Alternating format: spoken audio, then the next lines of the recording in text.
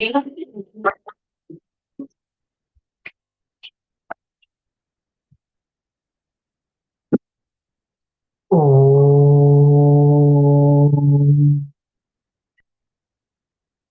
శాంతి. ఓం శాంతి. ఓం శాంతి. ఓం శాంతి. ఆత్మ స్వచ్ఛమైన హృదయం కలిగిన వారిని, సత్యమైన ఆత్మను,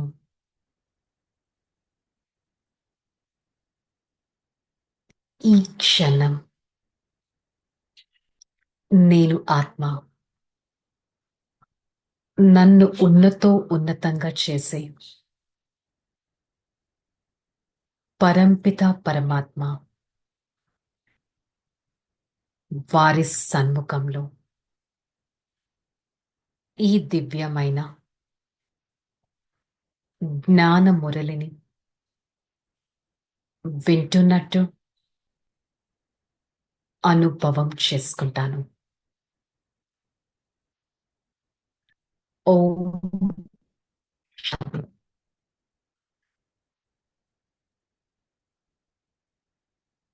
ఓం శాంతి. మురళి డేట్ 15/1/2025. ఈరోజు హెడ్డింగ్ మధురమైన పిల్లలు. తండ్రి పిల్లలైన మిమ్మల్ని స్వచ్ఛ బుద్ధి కలవారిగా తయారు చేయడానికి వచ్చారు. ఎప్పుడైతే స్వచ్ఛంగా అవుతారో అప్పుడు మీరు దేవతలుగా అవ్వగలరు. అండర్లైన్ పాయింట్: ఎప్పుడైతే స్వచ్ఛంగా అవుతారో అప్పుడు మీరు దేవతలుగా అవ్వగలరు. ప్రశ్న: ఈ డ్రామాలో తయారు చేయబడిన ప్లాన్ ఏది?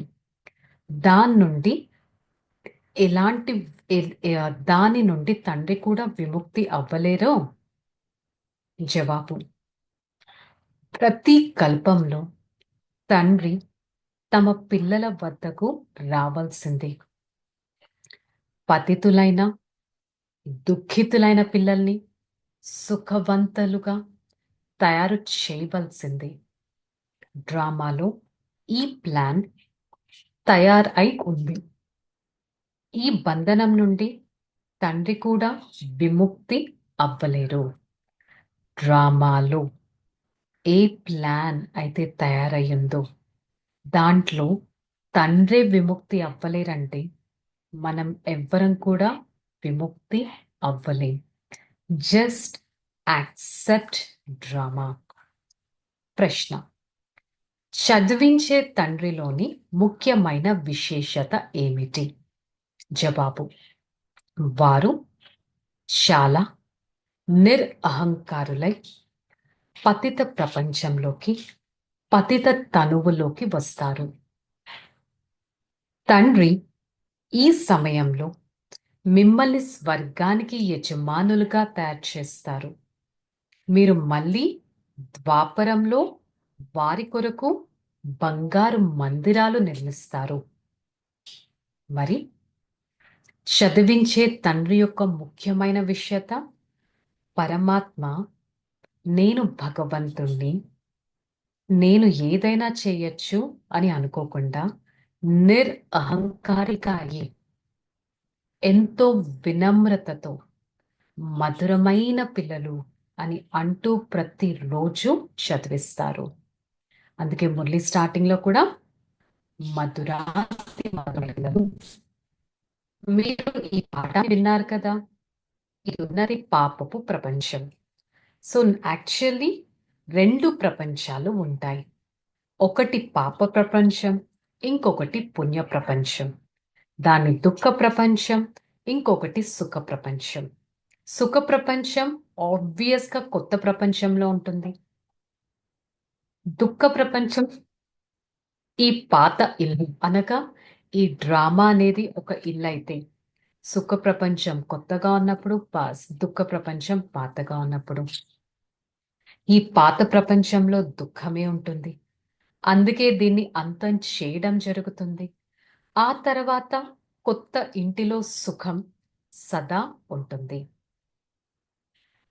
కాకపోతే భగవంతుని గురించి మనుష్య మాతృలెవ్వరికీ తెలియదు అని ఇప్పుడు పిల్లలైన మీరు తెలుసుకున్నారు. రావణ రాజ్యం అయిన కారణంగా పూర్తిగా రాతి బుద్ధిగా, తమో ప్రధాన బుద్ధిగా అయిపోయారు. తండ్రి వచ్చి అర్థం చేయిస్తున్నారు. నన్ను భగవంతుడు అని అయితే అంటారు. కానీ నా గురించి ఎవ్వరికీ తెలియదు. భగవంతుడు ఎవరు అనేది ఎవ్వరికీ అసలైన పరిచయం లేనే లేదు. ఓ ప్రభు, ఓ ఈశ్వర అని దుఃఖంలో ఎంతగానో పిలుస్తారు. కానీ ఆశ్చర్యం ఏమిటంటే ఒక్క మానవ మాతృనికి కూడా ఆ అనంతమైన తండ్రి అయిన రచయిత గురించి తెలియనే తెలియదు.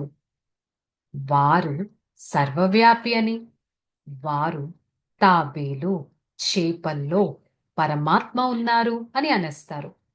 అలా ప్రతి చోట పరమాత్మ ఉన్నారు అని చెప్పేసి ఎంతగా వారి గ్లానిని చేశారు, ఎంతగా తండ్రిని నిందించారు. అందుకే భగవాను వాచ ఎప్పుడైతే భారత్లో నన్ను అనగా పరమాత్మను లేక దేవీ దేవతల్ని గ్లాని చేస్తూ చేస్తూ మెట్లు దిగుతూ ఎంతగా తమో ప్రధానంగా అయిపోయారు.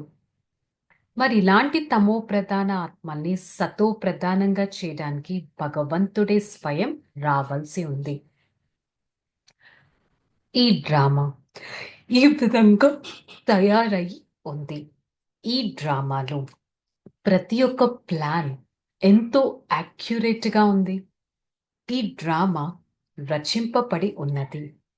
కొత్త ప్రపంచం పాతగా, పాత ప్రపంచం కొత్తగా ఎలా అవుతుంది అనే విషయం కూడా మనకి తెలుస్తుంది. ఒకటి తెలుసుకోవాలి, అకస్మాత్తుగా ఏదైనా జరగచ్చు. ఎవరైనా అనారోగ్య పాలవ్వి కూర్చొని చనిపోతూ ఉంటారు. ఎంత దుఃఖం కలుగుతుంది. దానికి క్వైట్ ఆపోజిట్ సత్యుగంలో ఎప్పుడు ఇలాంటి అకాల మృత్యువు కానీ దుఃఖం యొక్క మాటే ఉండదు. అక్కడ ఆయుష్ కూడా చాలా ఎక్కువగా ఉంటుంది. అకస్మాత్తుగా మృత్యు అనేది ఉండదు. కానీ సత్యుగంలో ఇటువంటి విషయాలు ఉండవు. అక్కడ ఏముంటాయి ఇది కూడా ఎవ్వరికీ తెలియదు. అందుకే తండ్రి అంటారు, ఎంత తుచ్చ బుద్ధి కలవారిగా ఉన్నారు, కానీ నేను వచ్చి మిమ్మల్ని స్వచ్ఛమైన బుద్ధి కలవారిగా తయారు చేస్తాను. రాతి బుద్ధి నుంచి బంగారు బుద్ధిగా తయారు చేస్తాను. మిమ్మల్ని మహారాజ్ మహారాణులుగా నేను తయారు చేస్తాను అని స్వయం భగవంతుడు చెప్తున్నారు. నరుడు నుంచి నారాయణుడు అంతం శ్రేష్టంగా నేను తయారు చేస్తాను. మరి ఎప్పుడైతే మీరు వస్తారో అప్పుడు మేము మీ నుండి అపారమైన సుఖాన్ని తీసుకుంటాము. మేము విశ్వానికి యజమానిగా అవుతాము. మాకు మీరు సరైన మార్గాన్ని చూపిస్తున్నారు అని భగవంతుడి గురించి అంటారు. అసలు పరమాత్మని తలుచుకుంటేనే మన రోమాలు నిల్చుండిపోవాలి. అంటే స్మృతి అనేది ఎంత ప్రియమైనదంటే కొత్త ప్రపంచం 84 జన్మలు ఎలా తీసుకుంటాము అదే కొత్త ప్రపంచం పాతగా ఎలా అవుతుంది. ఒకప్పుడు శివాలయంగా ఉన్న ప్రపంచం ఇప్పుడు వేశ్యాలయంగా ఎలా అయిపోయింది. మళ్ళీ పరమాత్మ వచ్చి దీన్ని శివాలయంగా తయారు చేస్తారు. స్వయం భగవంతుడే మనని చదివిస్తున్నారు. సర్వధర్మాల వినాశనం ఏక ధర్మ స్థాపన అనేది ఇప్పుడు మనకి తెలుస్తుంది. ధర్మాలు ఎలా ఉన్నాయి, ఎలా వృద్ధి అవుతాయి, ఇది కల్పవృక్షంలో మనం చూస్తాం. 21 జన్మలు ఎలా తీసుకుంటాం, అసలు ఈ డ్రామా ఎలా రిపీట్ అవుతుంది, ఈ విషయం కూడా మనం తెలుసుకుంటాం. తండ్రి అర్థం చేస్తున్నారు, నేను వచ్చి మీకు సద్గతిని ఇస్తాను. వీరిలో ప్రవేశించి వస్తాను అంటే బ్రహ్మలో ప్రవేశించి వస్తారు. బ్రహ్మ తనువుని కూడా వారు అద్దెకు తీసుకున్నారు. అన్ని జన్మల అంతిమంలో వారి తనువులోకి వచ్చి ప్రవేశించి మనకి దివ్యమైన మార్గాన్ని చూపిస్తున్నారు. కానీ దీనికోసం స్వయం ఒక ఆత్మ అని భావించాలి. ఆత్మ అని భావించి స్వయం సూక్ష్మాతి సూక్ష్మమైన పరమాత్మను స్మృతి చేసినట్టయితే నేను ఆత్మ ఎంతో శక్తివంతంగా అవుతాము. ఈ విధంగా బాబా ధారణ చెప్తున్నారు. మాయ ఆర్భాటం ఎంతగానో ఉంది, దాని నుండి మీ ముఖాన్ని తిప్పేసుకోవాలి. మేమైతే ఇప్పుడు పురుషోత్తములుగా అవుతున్నాం, భగవంతుడు మమ్మల్ని చదివిస్తున్నారు అని సదా సంతోషంలో రోమాలు నిల్చుండిపోవాలి. అంత సూపర్ సెన్షియస్ జాయ్ అనేది మెయింటైన్ చేయాలి. విశ్వ రాజ్యాధికారం తీసుకోవడానికి కేవలం ఏం చేయాలి? పవిత్రంగా అవ్వాలి. ఏ విధంగా తండ్రి నిరహంకారిగా ఈ పాత ప్రపంచంలోకి, పాత శరీరంలోకి వస్తారు, అలా తండ్రి సమానంగా అహంకారిగా అవ్వాలి. భగవంతుడిచ్చే వరదానం ఒక్కరితో సర్వ సంబంధాలను నిర్వర్తించి సర్వ ఆధారాల నుండి ముక్తులుగా ఉండే సంపూర్ణ ఫరిస్తా భవ. అనగా ఏదైనా పదార్థాన్ని వండేటప్పుడు అది తయారైపోతే ఏమవుతుంది? అంచులను వదిలేస్తుంది, అంటే ఆ పదార్థం దగ్గరగా వచ్చేస్తుంది. అలాగే ఎంత సంపన్న స్థితికి సమీపంగా వస్తూ ఉంటారో అంతగా సర్వుల నుండి ఒక డిటాచ్మెంట్, అతీతమైన స్థితి అనేది ఆటోమేటిక్గా వస్తుంది. ఎంత బ్యూటిఫుల్గా చెప్పారు బాబా. ఎవరిపైన ఎప్పుడైనా మోహం ఉండదో అప్పుడు సంపూర్ణ ఫరిస్తాగా అవ్వగలరు. ఒక్కరితోనే సర్వ సంబంధాలను నిర్వర్తించాలి. ఇదే ఆ గమ్యం. దీని ద్వారా అంతిమ ఫరిస్తా స్థితిని మెయింటైన్ చేయగలం. బుద్ధి కూడా ఎప్పుడు భ్రమించదు అలాంటి ఫరిస్తా స్థితిలో. స్లోగన్: స్నేహం ఎటువంటి అయస్కాంతం అంటే అది గ్లాని చేసే వారిని కూడా సమీపంగా తీసుకొస్తుంది. మరి ఈరోజు మురళి యొక్క స్వమానం తీసుకుందాం. నేను స్నేహి ఆత్మను, నేను సంపూర్ణ స్థితికి దగ్గరగా వచ్చే ఆత్మని. సో సంపూర్ణ స్థితి ఎలా ఉంటుందో ఒక్కసారి మనం ఎక్స్పీరియన్స్ చేసుకుందాం. రిలాక్స్. ఓం శాంతి. నేను ఆత్మ సంపన్నమైన సంపూర్ణ ఆత్మను.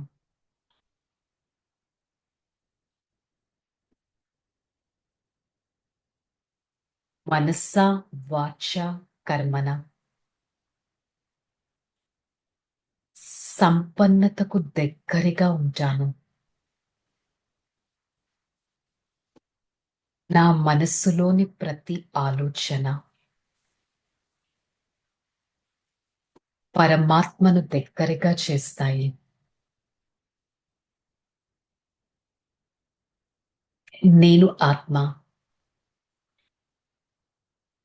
ఒక్క క్షణం పరమాత్మకు దగ్గరగా, బ్రహ్మకు సమీపంగా, సమానంగా ఉన్నట్టు అనుభవం చేసుకుంటాను. నా ఈ సంపన్న స్థితి ఉన్నతమైన ఆత్మగా చేస్తుంది. ఈ సమాన స్థితి ప్రపంచానికి అతీతంగా చేస్తుంది. ఈ సమాన స్థితి నిష్కామ సేవాదారిగా చేస్తుంది. ఈ సంపూర్ణ స్థితి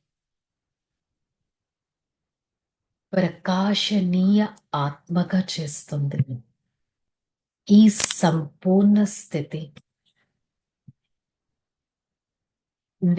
అహంకారిగా చేస్తుంది. ఈ సంపూర్ణ స్థితి ఉన్నతమైన ఆత్మగా చేస్తుంది. నేను ఆత్మ. పరమాత్మకు సమీపంగా ఉండే వారిని బాబా మీకు ఎంతో ధన్యవాదాలు. ఇంతటి ఉన్నతమైన జీవితాన్ని నాకు అనుభవం చేయిస్తున్నారే.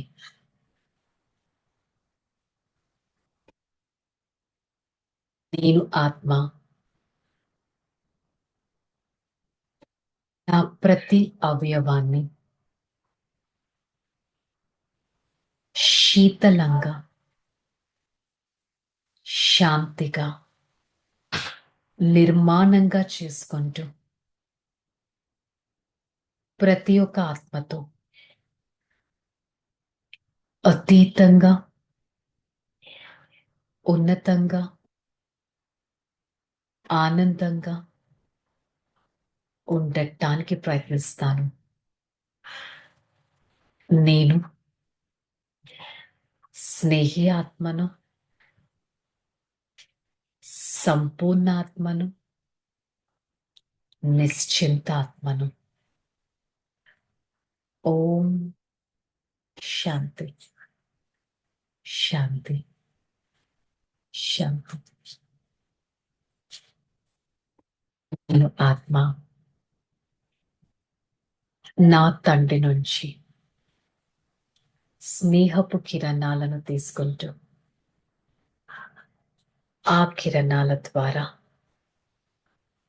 నా ఈ జీవితాన్ని స్నేహ సంపన్నంగా ఉంచుకోవడానికి ప్రయత్నిస్తాను. ఓం శాంతి.